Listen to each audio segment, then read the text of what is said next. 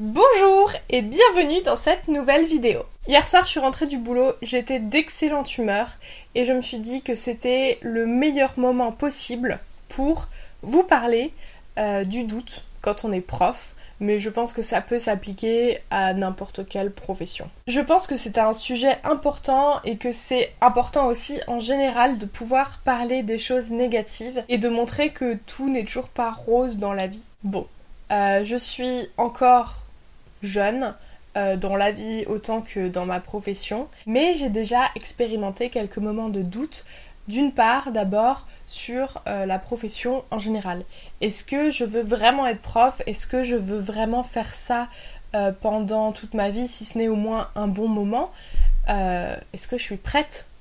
Tout simplement. Je suis actuellement en 2e année d'assistanat en Allemagne et soyons clairs, c'est pas toujours très rose. Les pires moments, entre guillemets, pour moi, quand je suis en classe, c'est que des fois, j'ai l'impression d'être une potiche. Ce n'est pas très valorisant et c'est vraiment les pires journées de ma semaine quand j'enchaîne plusieurs cours à avoir l'impression d'être une potiche et être là à côté du prof parce que les profs n'ont pas forcément envie ou besoin que je prenne en charge des choses. Alors au début je me suis dit c'est bien parce que ça me permet de regarder comment font des profs plus expérimentés souvent, d'apprendre de nouvelles techniques pédagogiques, j'ai beaucoup aimé ça, mais il y a un moment j'en ai jusque là, ça suffit, je m'ennuie tout simplement et du coup je paye plus trop attention à ce qui se passe en classe, que fait le prof et je pense que c'est un peu nul pour tout le monde,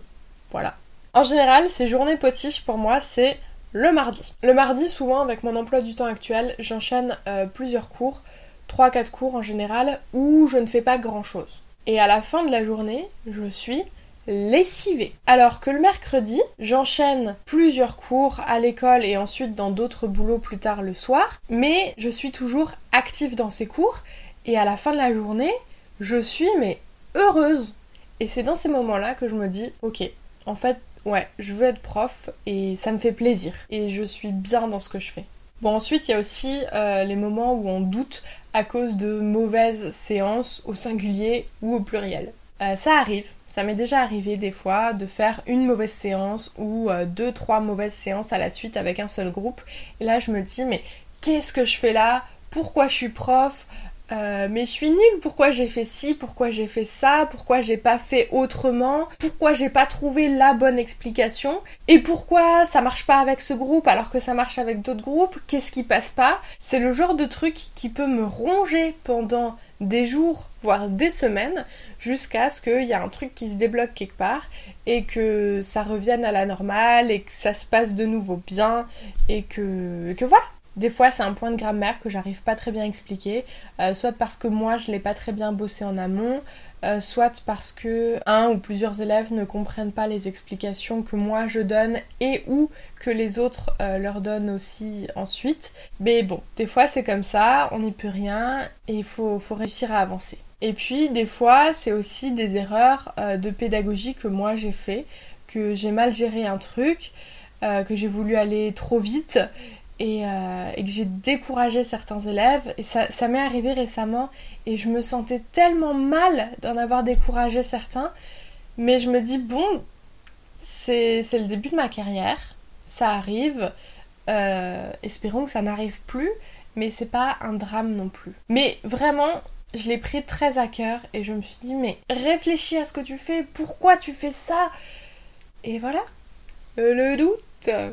Ça, c'était les gros moments de doute. J'ai eu des doutes, je pense que c'est fini pour le moment, on va jamais dire jamais, mais j'ai passé cette période de doute sur le public auquel je voulais enseigner.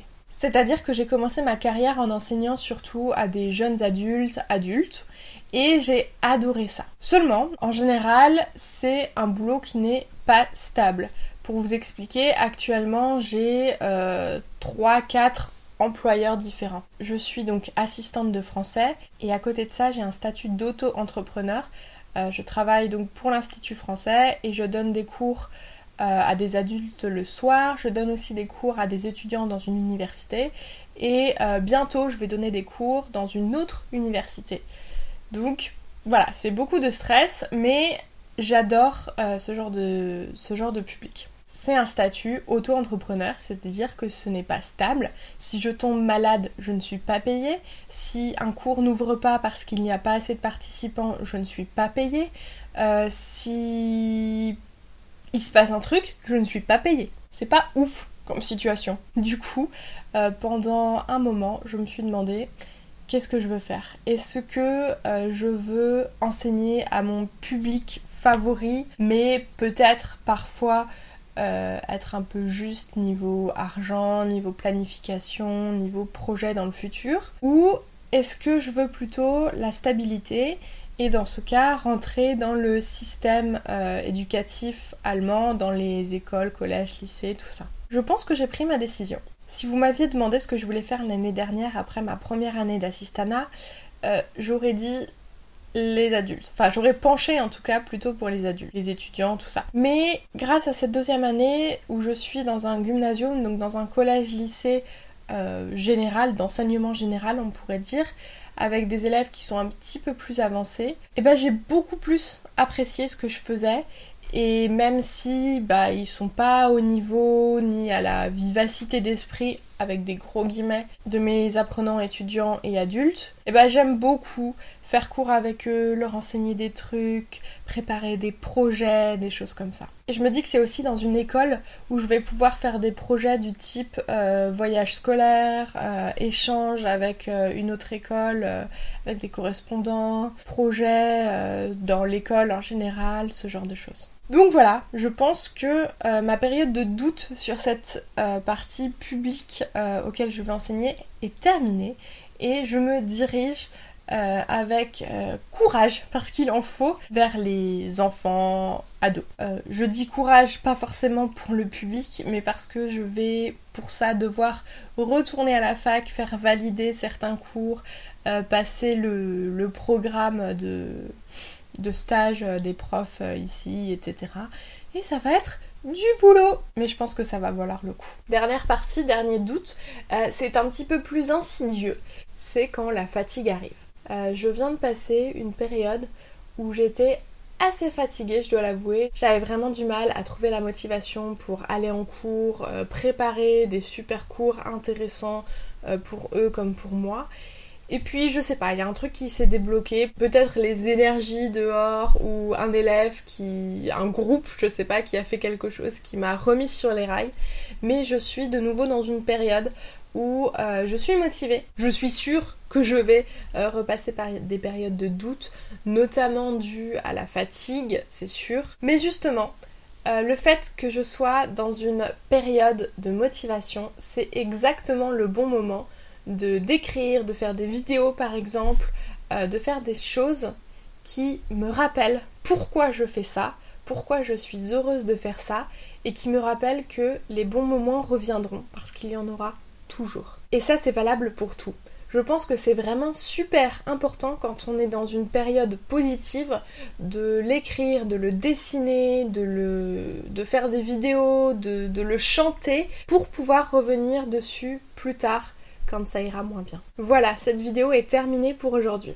J'espère qu'elle vous a plu, qu'elle vous aura peut-être motivé, remotivé pour les projets quels qu'ils soient dans votre vie. Et si vous êtes dans une période de doute, de fatigue, je vous envoie un maximum de bonnes ondes pour vous remettre sur les rails. Et si vous êtes dans une bonne période, je vous en envoie plein aussi pour garder la motivation, tout simplement. En attendant, jusqu'à la prochaine vidéo, n'hésitez pas à venir me suivre sur Instagram, le lien est dans la barre d'infos, ou sur ma nouvelle page Facebook dont le lien est aussi dans la barre d'infos, comme c'est pratique. Et je vous souhaite une excellente journée ou soirée. Salut!